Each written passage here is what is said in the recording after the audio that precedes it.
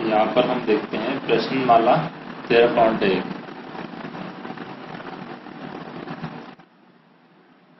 प्रश्नमाला 13.1 सबसे पहला क्वेश्चन है, सत्य और असत्य बताना है और उसका कारण भी बताना है। पहला क्वेश्चन है कि किसी वृत्त की स्पर्श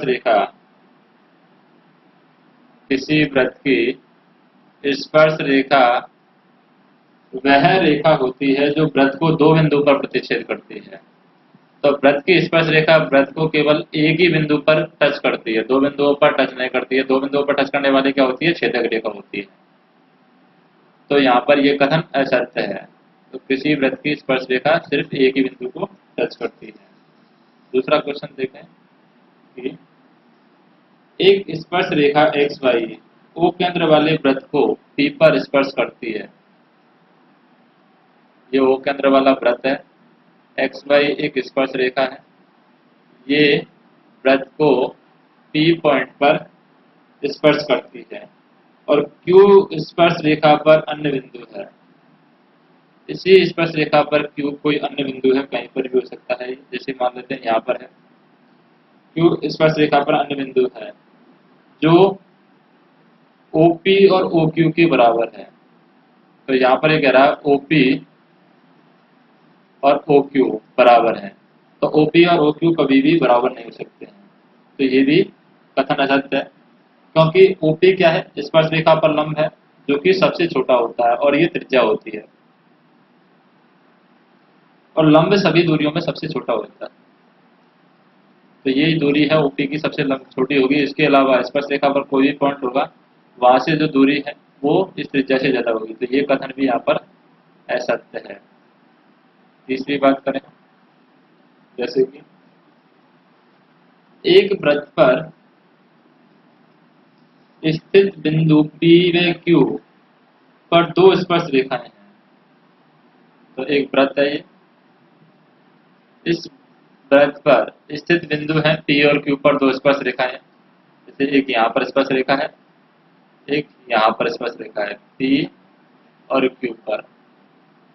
यहाँ पर मान लेते हैं O बिंदु से P और Q पर दो स्पर्श रेखाएं हैं, L और M खींची गई हैं। एल एम और एक्स वाई खींची गई है। जैसे कि एक मान लेते हैं एल एम खींची गई है और दूसरी मान लेते हैं एक्स वाई खींची गई है। यदि पी क्यू व्यास है, पी और क्यू व्यास है, जैसे कि ये व्यास है, पी और क्यू व्यास है, तो ये पी मान लिया, ये पी मान लिया व्यास है। तो एल एम समांतर एक्स वाई होगा। तो यहाँ पर ये कथन सत्य हो सकता है, क्योंकि इस तरीके से वृत्त पर स्पर्श रेखा खींची जा सकती है। जैसे ये वृत्त है, एक बिंदु P है, इस पर स्पर्श रेखा खींची हमने एल एम। एक बिंदु Q है, इस पर रेखा खींची हमने एक्स वाई, और ये पी क्यू क्या है? वृत्त के केंद्र से गुजर रहा है, तो ये व्यास हो सकता है। तो ये कथन क्या होगा? सत्य होगा। चौथा देखें, चौथा स्टेटमेंट क्या बोलता है? चौथा स्टेटमेंट हमें बताता है कि एक वृत्त का केंद्र O दूसरे वृत्त पर स्थित है। एक वृत्त का केंद्र O दूसरे वृत्त पर स्थित है। तो दूसरा वृत्त ये बना दिया, इस दूसरे वृत्त पर स्थित है, दूसरे वृत्त पर स्थित है, जिसका केंद्र है A। तो इस दूसरे वृत्त का केंद्र है मान लो A। यदि O केंद्र वाला वृत्त बिंदु A और B से इस प्रकार गुजरता है, ये O केंद्र वाला जो वृत्त है बिंदु A और B से, O केंद्र वाला वृत्त बिंदु A और B से इस प्रकार गुजरता है, बिंदु A और एक B मान लेते हैं कोई, से इस प्रकार गुजरता है कि AOB एक सरल रेखा पर है। AOB एक सरल रेखा पर है। तो AOB क्या हो जाएगा यहाँ पर? व्यास हो जाएगा। एओ भी एक सरल रेखा पर है।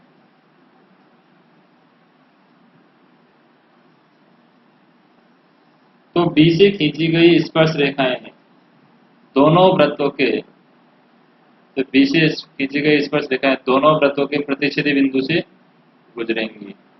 तो ये प्रतिच्छेदी बिंदु से गुजर रही है, तो ये कथन यहाँ पर सत्य है। इस तरीके से डायग्राम बने हुए हैं।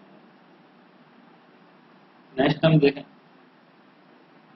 कि एओ भी यहाँ पर क्या हो जाएगा, व्यास हो जाएगा वृत्त का, पहले वृत्त का। अब देखते हैं नेक्स्ट, पहला स्टेटमेंट देखें। एक वृत्त पर स्थित एक बिंदु से, एक वृत्त पर स्थित एक बिंदु से कितनी स्पर्श रेखाएं खींची जा सकती हैं? सिर्फ एक बिंदु से सिर्फ एक ही स्पर्श रेखा है यहाँ पर खींची जा सकती है। दूसरा स्टेटमेंट की बात करें, वृत्त की दो बिंदुओं पर प्रतिच्छेद करने वाली रेखा, वृत्त को दो बिंदुओं पर प्रतिच्छेद करने वाली रेखा है, ये क्या कहलाती है? इस रेखा को हम कहते हैं छेदक रेखा। तीसरा स्टेटमेंट की बात करें, जैसे एक वृत्त में कितनी समांतर रेखा खींची जा सकती हैं? सिर्फ दो समांतर रेखाएं खींची जा सकती है एक वृत्त में, दो समांतर स्पर्श रेखाएं खींच सकती हैं एक वृत्त के ऊपर। चौथा स्टेटमेंट देखें, वृत्त और स्पर्श रेखा के उभयनिष्ठ बिंदु को हम क्या कहते हैं? स्पर्श बिंदु। तो ये बिंदु क्या कहलाएगा? स्पर्श बिंदु कहलाएगा, स्पर्श बिंदु। अब देखते हैं नेक्स्ट प्रश्न नंबर 3।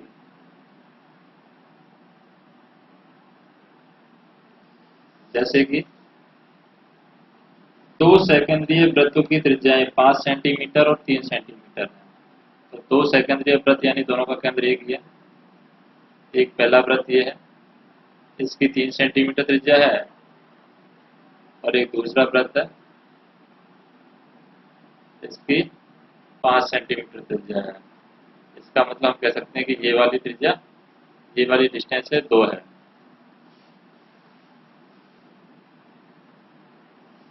अब क्या करना है हमें? बड़े वृत्त की उस जीवा की लंबाई ज्ञात करें जो छोटे वृत्त को स्पर्श करती है। तो बड़े वृत्त की इस जीवा की लंबाई ज्ञात करनी है हमें, ये वाली जीवा की, जो छोटे वृत्त को स्पर्श कर रही है। तो यहाँ पर बात करें हम कि ये जो दूरी है वो तो है 3, और ये जो दूरी है बड़े वृत्त की त्रिज्या, ये है हमारी 5। तो इसके अकॉर्डिंग इसको कैलकुलेट करने की कोशिश करेंगे।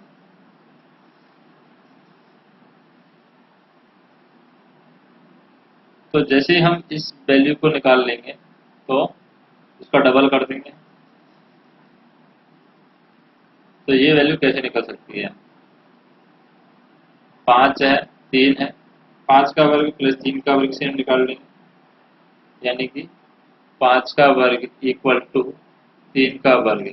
ये नाम देते हैं ए बी सी, इस तरीके से। तो 5 का वर्ग इक्वल टू 3 का वर्ग प्लस ए बी का वर्ग। तो ए बी के वर्ग की वैल्यू क्या आ जाएगी? 25 माइनस 9, यानी ए बी वर्ग इक्वल टू 16। तो ए बी की वैल्यू क्या आ जाएगी? 4। ए बी की वैल्यू 4 आ गई है, तो हम यहाँ पर ए सी की वैल्यू निकाल सकते हैं, क्योंकि ये 4 है। तो हम ये कहते हैं कि वृत्त के केंद्र से जीवा पर डाला गया लंब जीवा को बराबर दो भागों में बांटता है। तो ये 4 है, तो ये भी 4 होगा। तो ए सी की लंबाई क्या आ जाएगी? 2 टाइम्स ए बी। तो ये हो गया ए सी की लंबाई 2 इंटू 4, यानी 8 सेंटीमीटर। तो 8 सेंटीमीटर हमारा आंसर आ जाएगा। नेक्स्ट हम देखें, जैसे कि किसी वृत्त के केंद्र से 10 सेंटीमीटर दूर स्थित एक बिंदु से वृत्त पर खींची गई स्पर्श रेखा की लंबाई यदि 4 सेंटीमीटर है, तो ये वृत्त है, किसी वृत्त के केंद्र से 10 सेंटीमीटर की दूरी पर एक बिंदु है। उस बिंदु से वृत्त पर खींची गई स्पर्श रेखा की लंबाई 4 है और ये 10 है। तो वृत्त की त्रिज्या ज्ञात करनी है। तो वृत्त की त्रिज्या ज्ञात करने के लिए हमें क्या करना होगा, यहाँ पर इसको निकाल सकते हैं हम। ये वृत्त की क्या होगी, त्रिज्या होगी। और ये यहाँ पर लंब बनता है, लंब बनता है तो ये 90 डिग्री कोण बनता है। तो त्रिज्या की वैल्यू क्या हो जाएगी, 10 का स्क्वायर माइनस के 4 का स्क्वायर। तो ये हो जाएगा त्रिज्या की वैल्यू √84। तो √84 को लिख सकते हैं हम, आर की वैल्यू √2 × 2 4, 4 तिया 12, 12 सत्ते 84। तो यानी कि आर की वैल्यू आ गई यहाँ पर 2√21। तो ये हमारा आंसर हो जाएगा 2√21। नेक्स्ट देखें, जैसे कि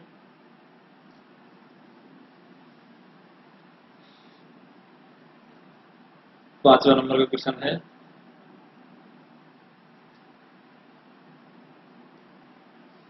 एक ओ केंद्र वाला वृत्त चतुर्भुज एबीसीडी की चारों भुजाओं को अंतः स्पर्श करता है। तो ये एबीसीडी है,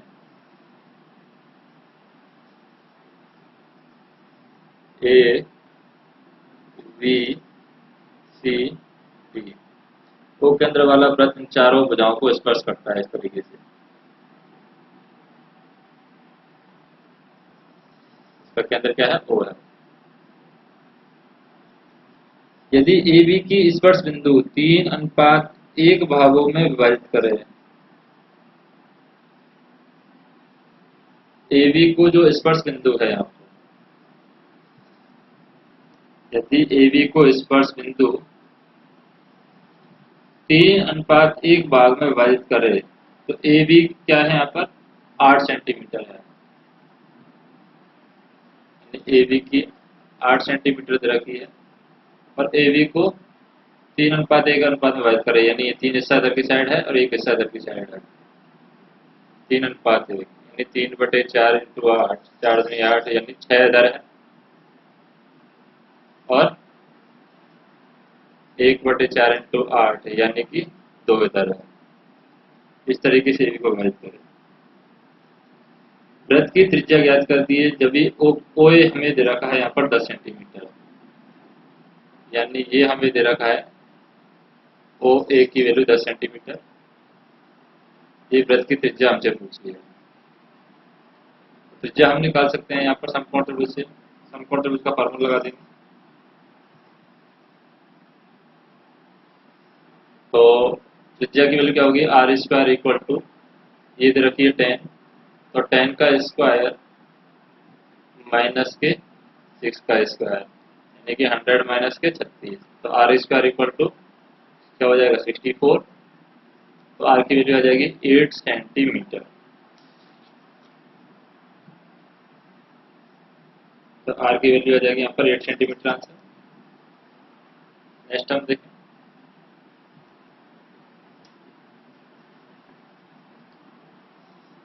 नंबर का क्वेश्चन,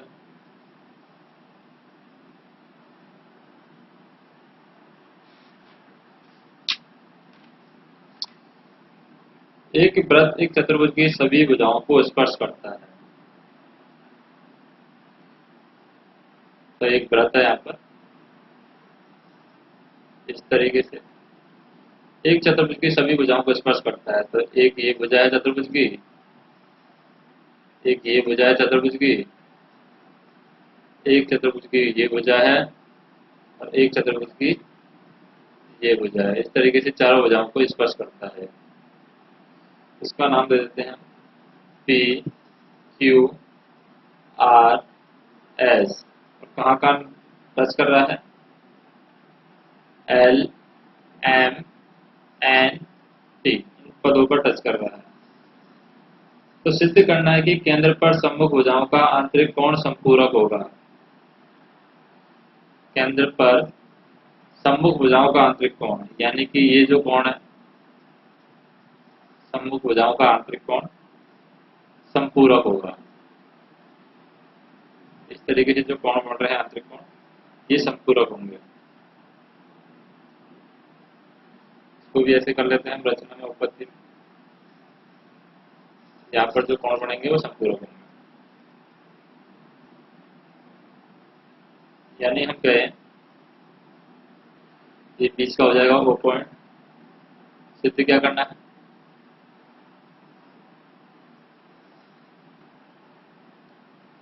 सिद्ध करना है एंगल पी ओ क्यू, यानी ये वाला angle, plus angle S O R, angle S O R equal to 180 degree. और दूसरा है angle S O P plus angle R O Q equal to 180 degree होना चाहिए। तो रचना में हमने क्या किया है, रचना में हमने ओ पी है, ओ एल है, ओ क्यू है, इन सबको यहाँ पर मिला दिया है। तो उपपत्ति में क्या लिखेंगे,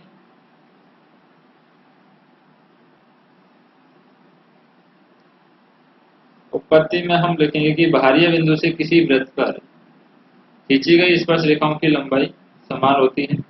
इसका मतलब हम कहेंगे कि यहाँ पर एंगल को नाम दे देते हैं। एंगल यहाँ से स्टार्ट नाम पढ़ते हैं, जैसे कि 1 2 3 4 5 6 7 8। यानी बाहर से अगर कोई रेखा स्पर्श रेखा बन रही है तो जो अंदर कोण बनाएगी वो भी बराबर बनाएगी। यानी हम कहें एंगल 2 और एंगल 3 बराबर होगी, क्योंकि बाहर से स्पर्श रेखा खींची गई है। तो angle 2 equal to angle 3, angle 4 equal to angle 5, angle 6 equal to angle 7, angle 8, angle 6 equal to 7 और एंगल 8 इक्वल टू एंगल 1। ये बराबर है, क्योंकि स्पर्श रेखाओं की तरफ बढ़ने का मान। तो किसी बिंदु पर सभी कोणों का योग 360 डिग्री होता है। इसका मतलब हम सारे कोणों को योग जोड़ देते हैं। कोण 1 प्लस कोण 2 प्लस कोण 3 प्लस कोण 4 प्लस कोण 5 प्लस कोण 6 प्लस कोण 7 प्लस कोण 8 इक्वल टू 360 होता है। अब हम देखें कि सारे कोण है, कोई कोई कोण बराबर आ रहा है, तो उनको भी हम रख देते हैं। यानी कोण 1 प्लस कोण 2, कोण 1 प्लस कोण 2 प्लस कोण 3 है, कोण 2 के बराबर है तो इसको भी हम लिख देंगे कोण 2 प्लस कोण 5 4 है, कोण 5 के बराबर है तो कोण 5 प्लस कोण 5 लिख देंगे, प्लस कोण 6 है तो कोण 7 से कोण 6 के बराबर है तो प्लस कोण 6 प्लस कोण 6 प्लस कोण 8 है, इसको हम कोण ले लेते हैं क्योंकि कोण 8 के बराबर होता है, तो ये भी 360 होगा। तो यहाँ पर ये दो दो अगर आ रहे हैं, इसका मतलब 2 टाइम्स कोण 1 प्लस कोण 2 प्लस कोण 5 प्लस कोण 6 इक्वल टू 360। तो 1 2 5 6, 1 2 और 5 और 6 कितना आ रहा है 180 डिग्री। कोण 1 प्लस कोण 2 प्लस कोण 5 प्लस कोण 6, 2 का भाग दे देंगे तो 180 डिग्री। तो यही हमें सिद्ध करना था। अब हम क्या करेंगे, इनको अलग अलग भी लिख सकते हैं। यानी कोण 1 और कोण 2 मिलकर के क्या बनाते हैं, कोण 1 और 2 कोण 2 पी ओ क्यू बनाते हैं। और कोण 5 और कोण 6 मिलकर के क्या बनाते हैं, एंगल एस क्यू आर बनाते हैं। तो इसी तरीके से हम दोनों को लिख देंगे और सिद्ध कर देंगे। यानी जैसे जैसे यहाँ पर क्या हुआ है, S O P, S O P में क्या है, एस ओ पी में 7 और 8 है, यानी कि 7 और 8 को डबल करने की कोशिश करेंगे और ये सिद्ध हो जाएगा। तो चतुर्भुज के आमने सामने की भुजाएं केंद्र पर संपूरक कोण ही बनाती है। नेक्स्ट क्वेश्चन देखें।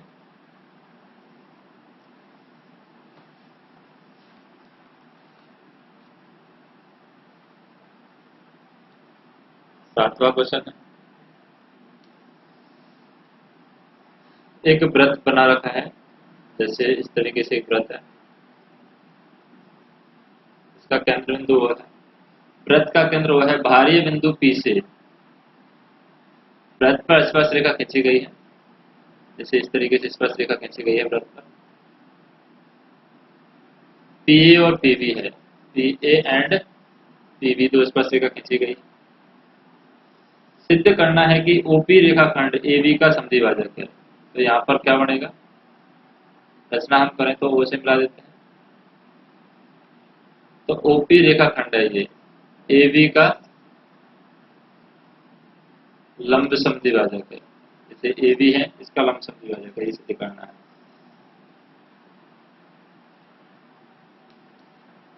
तो कैसे सिद्ध करेंगे इसको,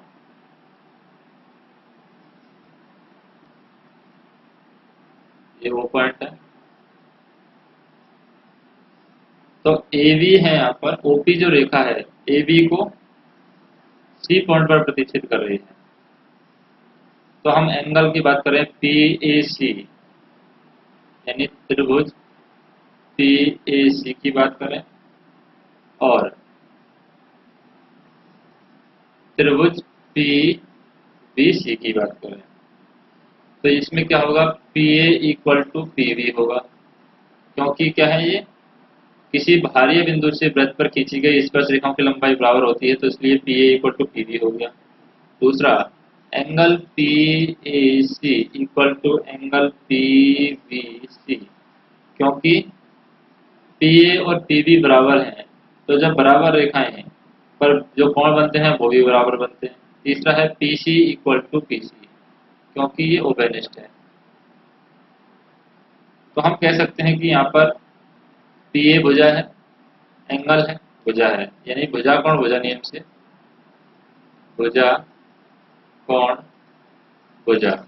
तो भुजा कोण भुजा नियम से जो हमारा त्रिभुज है पी ए सी सर्वांशम है किसके, त्रिभुज पी बी सी के। इसलिए हम कह सकते हैं कि जो ए सी की वैल्यू है वो किसके इक्वल है, बी सी के इक्वल है। और एंगल ए सी पी है, angle A C P equal to angle B C P, और angle A C P plus angle B C P equal to क्या हो गया, 180 डिग्री। तो एंगल ए सी पी की value क्या होगी, 90 degree. Angle B C P की value क्या होगी, 90 डिग्री। तो यही हमसे पूछा था कि ओपी रेखाखंड है एबी का समद्विभाजक है, तो ये हमने सिद्ध कर दिया। नेक्स्ट हम देखें, लास्ट क्वेश्चन है ये 8वां।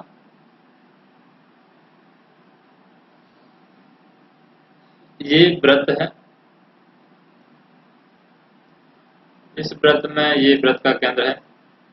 बाहरी बिंदु P से O केंद्र वाले वृत्त को PA और PB दो स्पर्श रेखा है। यहाँ पर यही सेम क्वेश्चन है, जैसे कि PA एक स्पर्श रेखा है, PB दूसरी स्पर्श रेखा है। सिद्ध करना है कि PAOB एक चक्रीय चतुर्भुज है और एक O है। इस तरीके से PAOB सिद्ध करना है चक्रीय चतुर्भुज है। क्या है, चक्रीय चतुर्भुज। तो चक्रीय चतुर्भुज के जो कोणों का योग होता है वो 360 डिग्री होता है। तो यहाँ पर हम देखें, इसको मिला देते हैं यहाँ पर O और P को। अब सॉल्व करें, OA किस पर लंब है, PA पर लंब है या AP पर लंब है। एंड बात करें हम OB किस पर लंब है, PB पर लंब है। इसलिए हम कहें कि एंगल OAP 90 डिग्री है। इसी तरीके से एंगल OVP भी 90 डिग्री है। तो एंगल दोनों को हम जोड़ते हैं, angle OAP plus angle OVP equal to 180 degree. अब चतुर्भुज जो OAPB है इनके कोणों का योग 360 होता है। तो इसके अकॉर्डिंग जो बाकी कोण बचे हैं हमारे पास में, जैसे कोण बचा है बाकी एंगल OAP